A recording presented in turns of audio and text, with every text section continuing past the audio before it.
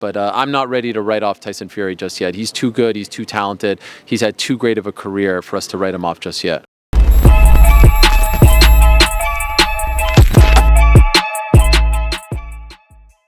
We're put on the clock. You guys want to do like 2 questions? Just keep going around. Yeah. 2 questions. All right. All right, it's Kevin Garcia with Fight Hype, and I got my guy back with me, Ariel Helwani. Thank you for your time. Good to see you again, man. Shout out to New York. Shout out to Fight Hype. Oh, we're going to talk about it if we get back around. But let's start with what's really pressing right now. So Jake Paul, Mike Perry, big fight this weekend. Ariel, how do you see the fight? I know you're obviously covering it, so you can't give too much of a prediction, but how do you think things go? I think it's going to be fun. I think it's going to go the distance, 8 rounds. I think it's going to be a brawl. I could see it being like 5 rounds to 3, 6 to 2 max. I don't think it's going to be a one-sided affair. Like you said, no predictions, just because fighters are very sensitive and they get mad at you when you make predictions. But I think it's going to be a very fun fight. I think Mike Perry is allergic to boring fights. I can't think of one boring fight this guy's ever been in. I think he's going to be great. I think he's going to show up. And I think it's going to be great theater on Saturday. Yeah, and according to how things went up there at the press conference, you got to be careful with what you say about Mike Perry, my friend. Yeah. Well, you know what's funny about that? I called him an SOB, like, you call people SOBs like as a term of endearment. That must be a Canadian thing. I don't know. No, I'm just joking. Nah, like Stone Cold Steve Austin is the toughest SOB. Yeah, but then he's calling himself an MFer. He's calling himself an MFer. What's worse? I don't know. I didn't want to correct them, but I was like, yo. Smart thinking. It's a little bit suspect, if you ask me. There you go. There you go. So, look, again, I know time is limited, so I want to talk about some pressing topics. UFC 306, you know, they stole the show from boxing. They're going to have Mexican Independence Day. And obviously that's a date that's, at the Sphere, to be clear. But they're going to be there. It's going to be a big show. Dana says it might be the biggest card they've ever had, even bigger than 300. And my question for you is, that's a date normally reserved for Canelo Alvarez. Yep. What does Canelo need to do to steal that date back? Is it fight Benavidez? Oh, I mean, that would start it. And honestly, like, I guess he could also do his fight at T-Mobile, right? Because the Sphere isn't related to T-Mobile, but T-Mobile is somewhat in bed with the UFC, so I don't know if they would want to do that. In any event, last year when the UFC beat Canelo to the punch, because remember, Canelo had to go September 30th to fight Charlo. UFC put on a fight night at T-Mobile, which I couldn't believe they got there first. But, these fights take a long time to materialize. UFC went in there and they had a show ready to go, and it was a brilliant show. So, yeah, I think it's a tough thing for Canelo, and I think it would be great if he's able to get the date back. But UFC doesn't want to give that up, and they said that this show is going to be a love letter to Mexico. And Dana has always spoken very highly of Mexican fighting. He's a longtime boxing fan as well. So, yeah, it's tough. I heard some rumors that maybe he'll still try to go September 14th, Canelo. Who knows? But the Eubank or maybe Berlanga. I would say maybe just go the following week. But that would be what a time that would be in Las Vegas if they're both going head to head. Yeah, but you think Benavidez would have to be the show if he were to try to steal that day back? It has to be. I think anytime. I mean, I was there when he fought Munguia. It was a nice atmosphere. But that's Crawford would obviously be gigantic too. But I don't really want to see that right now. I'd rather see Crawford. If he beats Madrimov, I'd rather see him fight Boots next. There you go. What's your prediction with that fight? If he ever fights Crawford and Boots? Man, putting me on the spot. I gotta go. I still gotta go with Crawford for now, until proven otherwise. That fight against Spence was so long ago. I think we forgot how good he looked in that fight. And I know in the aftermath, Spence, you could say, oh, he was banged up, he wasn't the same, the accident, the eye, the retina, blah, blah, blah. Look what he did to him. He skunked him, essentially. And Boots looked good on Saturday, but he did get hit a little bit. And I know he probably wanted to put on a show, and he was probably rusty as well. But until proven otherwise, to me, Crawford is the man. What are your thoughts on Shakur Stevenson with the criticism that's going on with him about him being a boxer, not being exciting, but he's real technical? What are your thoughts on that? I think it's a little bit unfair. I appreciate all kinds of fighters.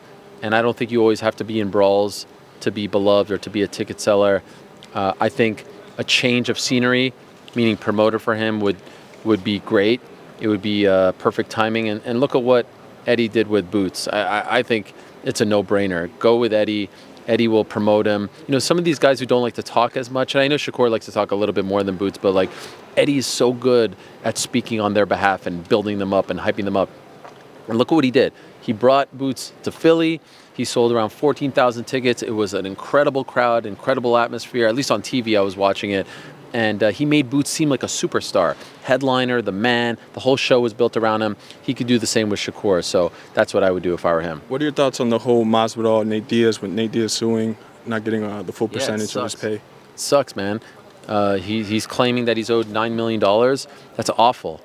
He was paid $1 million up front, and he was, contractually expecting to get $9 million after the fact. Not to mention pay-per-view buys and all that. It sucks, and it just goes to show, I saw some people saying this is a sign that boxing is crap or whatever. No, this is not boxing. This is a promoter that's put on one boxing event, so you can't crap on boxing and say that this is a boxing problem. With all due respect, what is Fan Mio? You know what I mean? They put on Logan Paul versus Floyd Mayweather. That's not a boxing problem. And when have you ever heard Top Rank not paying or Queensberry not paying or Matchroom not paying, the traditional top dogs, if you will? So very unfortunate, and I hope he gets all his money. And lastly, what do you think about John Jones and the controversy once again with him being arrested? Oh, all that. Well, he pleaded not guilty, and so let's see what happens. Just like the Nate Diaz situation, two sides to every story. So let's see how that plays out. But hopefully we get to see John back in November and see him continue on his way. Ariel, just one for the UK fans. Yeah. Big Wembley show. Anthony Joshua, Daniel Dubois. Do anything for you? I will be there. Really? I will be there. My first time at Wembley. I can't wait. And I'm really looking forward to it. I'm also going to be in the UK. After the Olympics, I'm hoping to go to a Nottingham Forest match because, I love Nottingham Forest. I think it's a great matchup. I have to tell you, yesterday on my show, I had Zhile Zhang on, and he really hyped up that Joshua rematch because they fought in the Olympics. But I think Dubois has looked amazing as of late, as has Joshua, but I wouldn't sleep on Dubois. He's really coming to his own.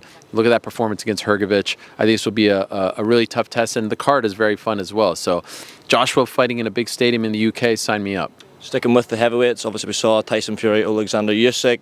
Usyk getting a nod on the decision that night. What would you say, outside looking in, Tyson needs to do differently if he's going to reverse the result for December? Oh, man. It was interesting because I thought it was like a tale of three fights. Yeah. I thought the early going was Tyson, and then... Sorry, the early going was Usyk, then Tyson, and then Usyk towards the end. I favored Usyk going into that fight. I just thought he was quicker. I think he's a better boxer, and I thought that he was going to give Tyson all kinds of trouble. And look, we'll see what happens. I think Tyson is one of the greatest of all time, and I think he's obviously one of the best heavyweights of this generation. But I just wonder if how there's some guys. If Joshua fights Usyk 10 times, Usyk's probably going to win the majority of those fights, and I wonder if it's the same with Usyk and Fury as well. And so he just has to be himself. He has to be smart. He has to, use his range, use his length, use his boxing IQ, and try to figure him out. But obviously, that is easier said than done. Tyson's training situation was a big talking point after that fight. We obviously saw the clip from the corner of his dad, Sugar Hill, Andy Lee, all seeming to shout over each other. Yeah. What'd you make of that? Yeah, not great. And that's obviously something that has to be addressed. There needs to be one chief corner and then everyone else chimes in. And so that only makes you wonder, what was it like in the build-up, right? Are there different messages? Are there different people saying different things? And so let's see what happens. But I'm not ready to write off Tyson Fury just yet. He's too good. He's too talented. He's had too great of a career for us to write him off just yet. Last one from me. We saw Conor McGregor get a mention. Him and Jake have obviously had a bit of a back and forth over the years. Conor was supposed to be fighting last month, withdrew. We all know he's had his out-of-the-ring issues. He's had a career-threatening injury. Heart of hearts, do you think we will see Conor McGregor back in the cage? Yes. The tentative plan is by the end of the year, December, hopefully. And so I still believe that we'll see him. And I hope we see him. He has 2 fights left on his UFC deal, and he might re-sign after that. But I do believe. And honestly, I think he would come back sooner if he could, but there's just no available slots. Do you think we could ever see him and Jake get it on in the boxing ring? I wouldn't say no. I never say never. I mean, never thought that we would see Jake and Mike Tyson even announced. You know what I mean? So crazy things have happened in this fight game over the last few years. So yeah, I mean, and obviously Conor's talked about KSI too, right? So I don't think it's a crazy thought. Cheers out. Gentlemen, sorry to do this to you, but okay. that's...